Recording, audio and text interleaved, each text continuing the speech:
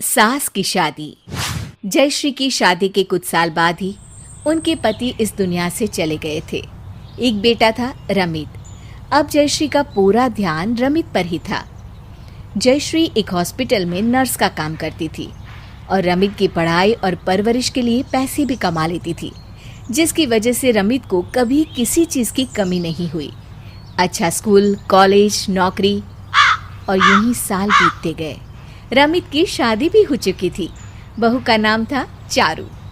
एक दिन चारू ने जयश्री से कहा, प्रमोशन हो गया है आपकी बहू का, आशीर्वाद दीजिए माँ।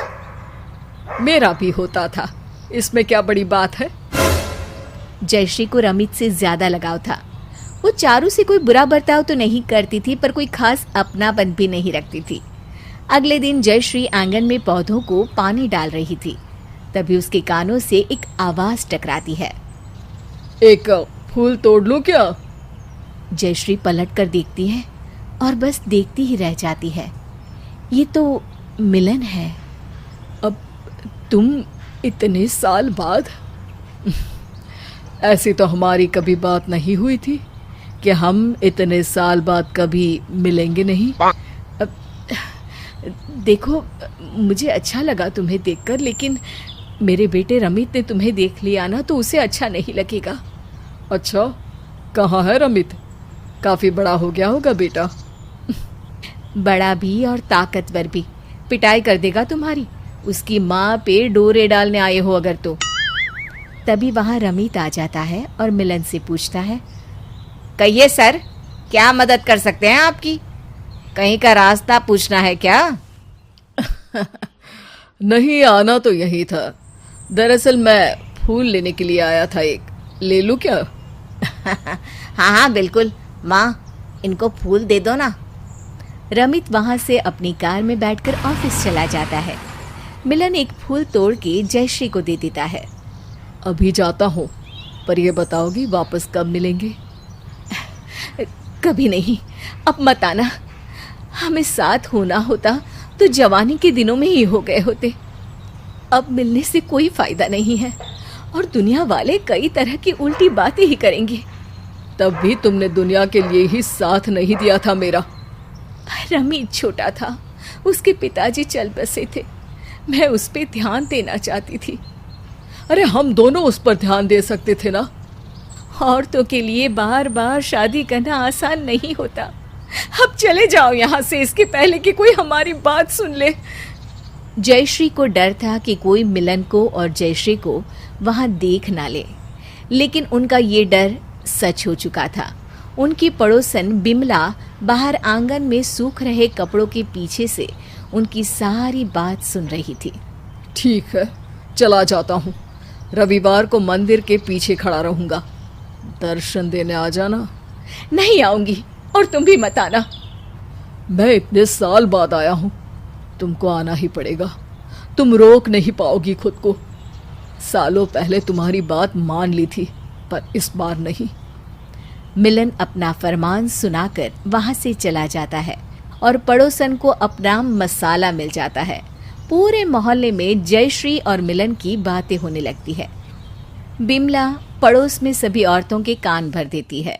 उड़ती उड़ती बात रमित के कानों पर भी पड़ती है। रमित गुस्से में तिल मिलाया सा विमला के पास पहुंचता है। आपको शर्म नहीं आती? आप मेरी माँ की बदनामी कर रही हो। अरे रविवार को तुम्हारी माँ को बुलाया है उसने बेटा, मंदिर के पीछे। देख लेना खुद ही अपनी आंखों से। जयश्री को इस बात की भनक भी नहीं रहती कि उसकी पीठ के पीछे उसके बारे में कैसी बातें चल रही है। रमित भी जयश्री पर नजर रखे हुए था। विमला ने जयश्री के रिश्तेदारों तक भी ये बात पहुंचा दी थी। रविवार आ ही गया। जयश्री परेशान थी कि जाए या ना जाए।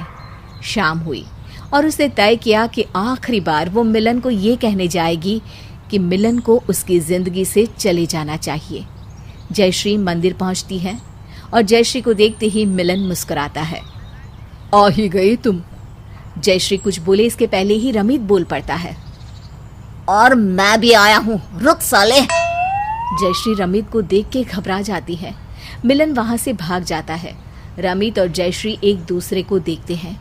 जयश्री डरी हुई है और रमित शर्मिंदा। वो बिना कुछ बोले वहां से घर चला जाता है। रमित जब घर पहुंचता है तो चारू उससे पूछती है, मैं सो रही थी, तब तक आप कहाँ चले गए थे? और मम्मी जी किधर है? गुलछर्रे उड़ा रही है मम्मी जी। इस उम्र में न जाने किससे मिलने गई थी। अरे, मम्मी जी के बारे में ये क्या अनाप शनाप बोल रहे हो? तभी जयश्री आ जाती है और पीछे पीछे रिश्तेदार भी। सही कह रहा है रमित, बेटा मैं गुलछर्रे उड़ाने ही गई थी। क्या क्या हो रहा है इस घर में? अरे तुम्हारी सास अभी जवान हुई है, एक आदमी से मिलने गई थी। पता नहीं कब से चल रहा है ये सब, 27 सालों से चल रहा है ये सब। वो मिलन था जिससे मैं मिलने गई थी। रमित के पिताजी की मौत के बाद उसने मेरा बहुत साथ दिया। मैं हॉस्पिटल में नर्स थी और वो कंपाउंडर, पर इतनी मदद के बाद भी उसने मेरी बराबर इज्जत की। मुझसे कभी कुछ मांगा नहीं, कभी मेरा फ़ायदा नहीं उठाया। उसे मुझसे प्यार हो गया था, पर रमित मेरे साथ था और मैं रमित को अपना सारा प्यार और दुलार देना चाहती थी, किसी के साथ बांटना नहीं चाहती थी। मिलन ने मेरी बात मानी और मुझसे दूर चला गया, पर उसने कभी शादी नहीं की। आज भी मैं उससे मिलने इसीलिए गई थी क्योंकि मैं उसे मना करना चाहती थी कि वो मुझसे ना मिले, ताकि मैं रमित की जिंदगी पर ध्यान दे पाऊं। लेकिन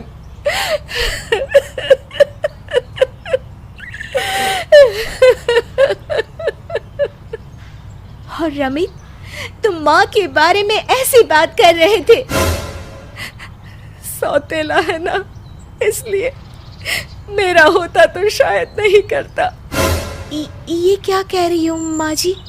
हाँ, हॉस्पिटल में एक औरत आई थी, कोई घर परिवार नहीं था और इसके जन्म के बाद वो चल बसी। मिलन को दया आ गई, उसने अपने घर ले जाने की बात की, लेकिन उसका कोई परिवार न होने के कारण हॉस्पिटल वाले राजी नहीं हुए। उसने मुझे और रमित के पिताजी से रिक्वेस्ट की और वो बच्चा रमित आज मुझसे ही। सब चुप थे। रमित को भरोसा नहीं हो रहा था। तभी चारू को पता नहीं क्या सूझा और वो बोल पड़ी, मैं इस घर में नहीं रह सकती। देख रही हो माँ, आपकी हरकत की वजह से जा रही है ये भी घर छोड़कर।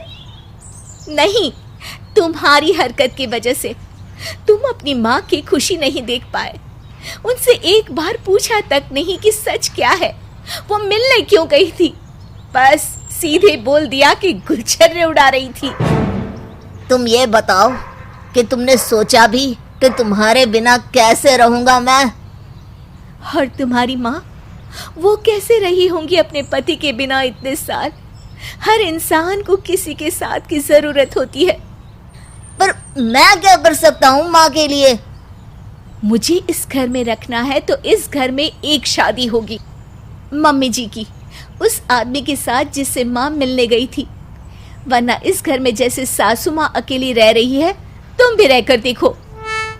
बहुत मनाने पर भी चारू मानती नहीं और रमित को माँ की शादी के लिए मना लेती है। माँ बहुत मना करती है, मगर चारू की जिद के आगे किसी की नहीं चलती। रमित सब रिश्तेदारों को बुलाता है। रिश्तेदारों को लगता है कि सास के पुराने प्रेमी की कहानी सुन के चटखारे लेंगे, लेकिन जब रिश्तेदार घर पहुंचते हैं तो देखते हैं जयश्री मंडप में बैठी हुई है और रमित अपनी माँ का कन्यादान कर रहा है। तुम नहीं होती तो मैं अपनी माँ का अकेलापन और दर्द कभी समझ नहीं पाता। एक औरत दूसरी औरत के दर्द को समझती है, इसीलिए मैं मम्मी जी की शादी करवा पाई। अब ये बताओ, इनको हनीमून पर कहाँ भेजना है? उम्र के हिसाब से तो वृद्धाश्रम भेजना चाहिए।